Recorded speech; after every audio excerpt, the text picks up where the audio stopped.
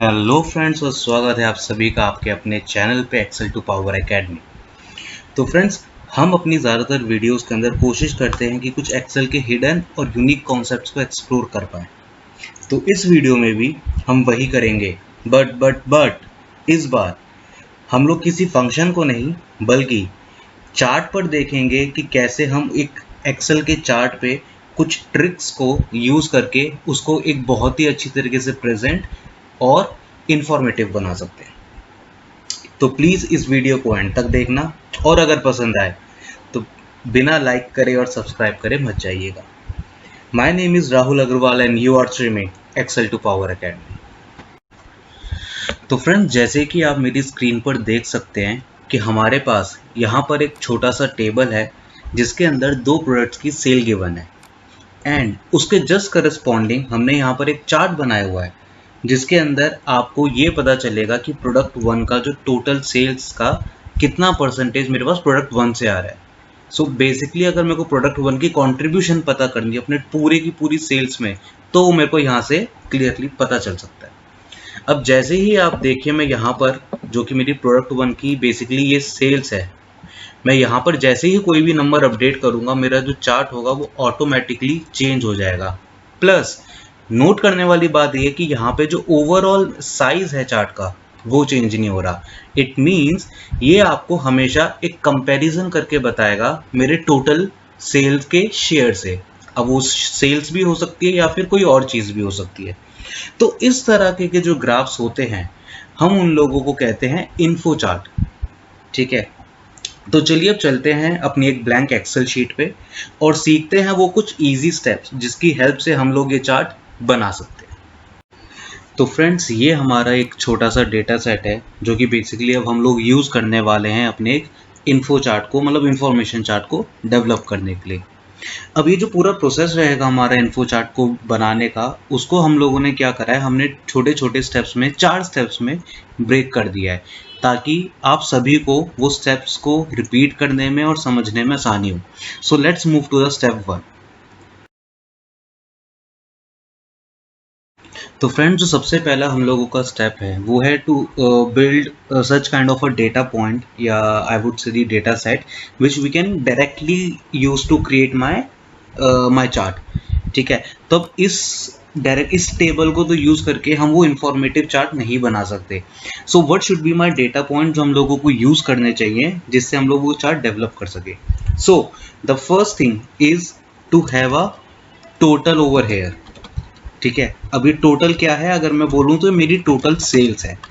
So simply हम लोग यहाँ पर एक सम का फंक्शन लगा सकते हैं एंड यहाँ पे I will get my total sales. Now the second table और I would say the second data point which is basically required to create the all this chart is to get the percentage of my product 1 and the product 2. Now when we say the percentage is basically means कि भैया ये जो product 1 अगर मेरे को 70 रुपए की sales दे रहा है आउट ऑफ माई 120, तो ये कितना कंट्रीब्यूट कर रहा है उस मेरी टोटल सेल्स के अंदर। सो उसके लिए मुझे दो चीज़ें चाहिए। एक जगह मुझे लिखना पड़ेगा टोटल परसेंटेज जो कि हमेशा हमारा क्या रहेगा 100%, क्योंकि 100% से तो ज़्यादा कोई चीज़ जा नहीं सकती। ठीक है, and the second data point जो कि हम लोगों को चाहिए होगा that will be my product 1 contribution. अब कॉन्ट्रीब्यूशन परसेंटेज बेसिकली ये हम लोग कैसे निकाल सकते हैं, this is also very easy. Equal to मेरे को क्या निकालना है, मेरे को 70 का कॉन्ट्रीब्यूशन निकालना है इस 120 से। So I can freeze this 120, even यहाँ पे रिक्वायरमेंट नहीं है क्योंकि हम एक ही सेल पे ऑपरेट कर रहे हैं, बट स्टिल। और जैसे आप एंटर प्रेस करेंगे आपके पास आ जाएगा या आपको पता चल जाएगा कि भैया जो टोटल 100% की मेरी सेल्स आ रही है उसमें से प्रोडक्ट 1 58% कॉन्ट्रीब्यूट कर रहा है।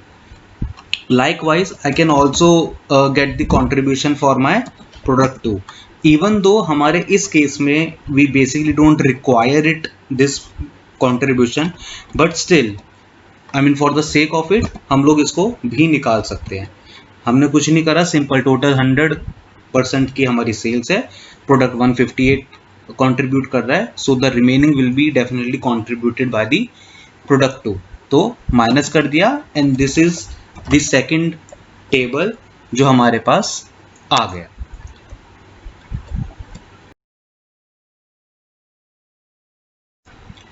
Now the second step comes, which is basically to create a chart. Again, at this point of or I would say at this particular step, we are a little bit confused कि भैया हमारे पास यहाँ पे 3 tables दिखाई दे रही हैं, और I would say कि अगर हम इसको छोड़ भी दें, then again we have basically 2 tables. अब अगर मुझे चार्ट बनाना है तो which table we have to use? Generally अगर आप एक्सेल में किसी भी तरीके का कोई चार्ट क्रिएट करते हैं, so we created from our raw data, मतलब बेसिकली हम लोग ऐसा ही डेटा को उठाते हैं और उससे चार्ट बना देते हैं. But because this is a different kind of a chart, instead of referring the raw file, or I would say the raw data point, what we need to do, we need to use these 2 data points. जी हाँ, हम जो info chart या फिर कोई भी chart बनाएंगे अभी, जिसको बाद में हम इन्फो चार्ट में कन्वर्ट करेंगे, वो हमारे इन 2 डेटा पॉइंट से मिलकर बनेगा. Apart from these 2 data points हम लोगों को कोई भी दूसरी चीज को टच नहीं करना है, किसी चीज को यूज नहीं करना है. सो नाउ सिंपल, अगर मेरे को एक्सेल में चार्ट बनाना है, वी ऑल न्यू इट. आप इन दोनों डेटा पॉइंट्स को सेलेक्ट करिए, go to insert, and with in the insert we have the recommendation, जहाँ पर हम लोगों को पता चल जाता है कि which kind of a chart you want to build. Now as you can see you have a 3 different kind of a recommendation. अगर आप all charts में जाएंगे तो वहाँ पर आप और भी कर सकते हैं, but the question is कि we need this cluster bar chart.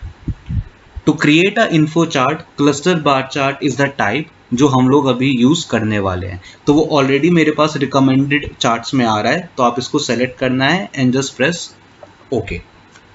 इसको हम थोड़ा सा इसको मिनिमाइज कर देते हैं, and what we will do, we will remove this title. Title remove करने से क्या होगा, जो आपकी स्पेस है इस इनर चार्ट की, वो थोड़ी सी एक्सपेंड हो जाएगी. तो जस्ट इसको सिंपल सेलेक्ट करिए एंड डिलीट, और ये आपका थोड़ा सा स्पेस हो गया. And you can delete this major grid lines also. ठीक है, तो इट्स वेरी इजी. मैं एक बार कंट्रोल Z करके आपको दोबारा से दिखा देता हूँ. आपको इस पर सेलेक्ट करना है इनको and just press delete. That's it.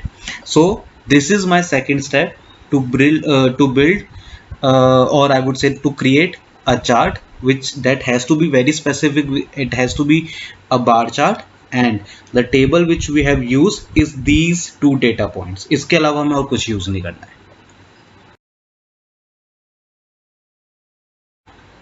Now here comes the actual trick where we will convert this normal bar chart into the info chart. Watch this carefully. There are basically 2 steps जो कि हम इसके अंदर करने वाले हैं. तो पहले हमने एक डेटा पॉइंट्स बनाया अलग अलग. In the second step we have created a normal bar chart. Now in the third step we will use 2 tricks, ठीक है, जिससे हम इस बार चार्ट को एक इन्फो चार्ट में कन्वर्ट कर देंगे. Now the first one is, आपको कुछ नहीं करना है, आप जस्ट इस ग्राफ पर आइए, क्लिक योर टच एनीवेयर. ठीक है, आप कहीं पे भी यहाँ पे क्लिक करिए आउटसाइड दी बार, और राइट क्लिक करना है आपको. Sorry, right click inside the bar, my mistake. Inside the bar जो ये आपको ये वाला जो बॉक्स आ रहा है, इसमें यहाँ पे आपको क्लिक करना है, and here you will see the option select data. Select data पे क्लिक करो, and when you go to the select data you can see that there are basically 2 things जो कि हमारे यहाँ हर एक कॉमन ग्राफ में दिखाई देती है, which is your horizontal axis and the legend entries. Now what you need to do, you need to actually switch both of them. मतलब कि मेरी जो बेसिकली यहाँ पर हॉरिजॉन्टल एक्सिस है, जहाँ पे मेरा कंट्रीब्यूशन है, I want them to become my legend, and my legend will become my horizontal axis. ठीक है, you press on this and this is done. आपको कुछ नहीं करना इसके अलावा. जैसे आप ओके प्रेस करेंगे यू कैन सी दैट यहाँ पर आपके पास थोड़ा सा कुछ डिफरेंस हुआ है. ठीक है, मैं एक बार कंट्रोल Z करता हूँ, फिर से हम लोग देखते हैं कि क्या करना है. यहाँ पर अभी आपके पास ग्राफ कुछ इस हिसाब से दिखा रहा था. You go inside the graph, right click, select data and switch. That's it. Okay, जैसे आप इसको स्विच करेंगे, दिस इज द फॉर्म जो कि वो ग्राफ ले लेगा. नाउ द सेकंड स्टेप है, आप यहाँ पर क्लिक करिए इस वाले which is my product 1 contribution. Again right click and go to the format data series. ये बिल्कुल आपको लास्ट ऑप्शन मिलेगा आपके इस डायलॉग बॉक्स में. आप जैसे ही इस पर क्लिक करेंगे there is different dialog box जो कि आपके राइट में खुल जाएगा कुछ इसी तरीके से। Now with in the format data series आपके पास यहाँ पे एक सीरीज का ऑप्शन है जो कि एक चार्ट बना हुआ है। यहीं पर आपके पास सीरीज ओवरलैप है। Currently, as we can see that my series overlap is 0%. You need to make this series overlap as 100%. ठीक है, please note this thing. What we need to do, you need to right click over this particular part, your product one contribution. Right click से हम लोगों को जाना है format data series पे, and within the format data series we have this series overlap. Initially it will look you will get it the 0% and we have to make it from 0 to 100%. जैसे ही हम इसको 100% बना के बाहर आएंगे आप देखेंगे जो मेरा चार्ट है वो एक दूसरे के ऊपर ओवरलैप कर गया है।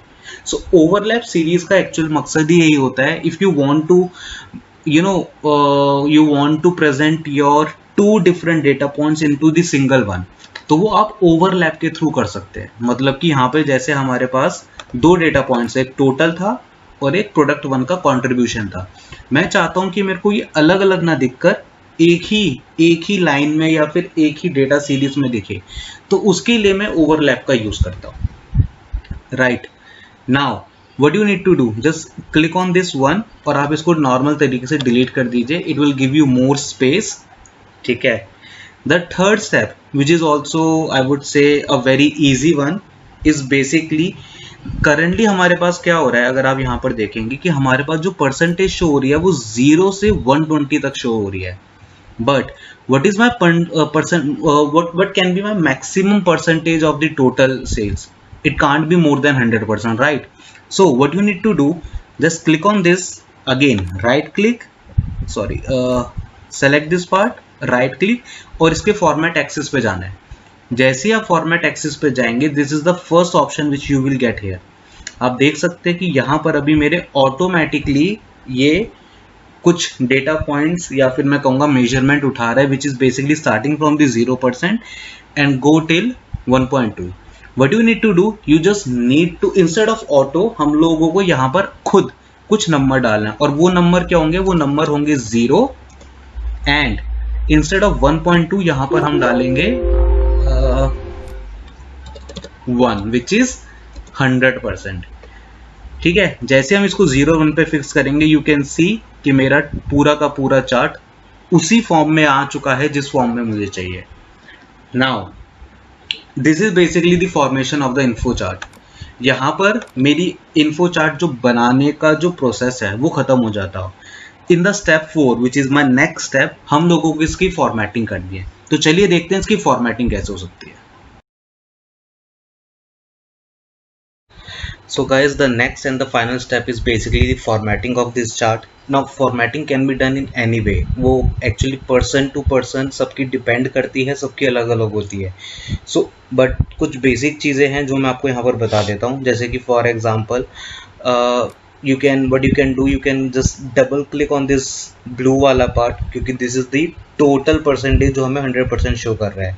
And what you can do, you can fill it as white या फिर एक कोई light color, ताकि एक तरीके से पता चल सके that okay, this is my total 100% and out of which this one is filled, which is this is the contribution.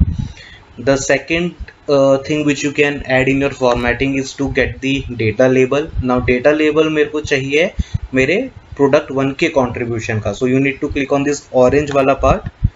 आप यहाँ पे राइट क्लिक करेंगे तो ऐड डेटा लेबल्स और यहाँ पर आपके डेटा लेबल आ जाएगा। सो डेटा लेबल कैन ऑल्सो भी फॉर्मेटेड, आप इसको बोल्ड कर सकते हैं, आप इसका साइज थोड़ा सा इंक्रीज कर सकते हैं। If you want to make it occur in some kind of a box और लाइक दिस, सो वो भी आप यहाँ पे कर सकते हैं। Let's put it blue and what we can do, we can actually इसको थोड़ा सा हम लोग छोटा साइज ऐसे कर देते हैं ताकि और ज़्यादा अच्छा लगे दिखने में। ठीक है, अब इसकी फॉर्मेटिंग हम इसका थोड़ा सा साइज को ऐसा करके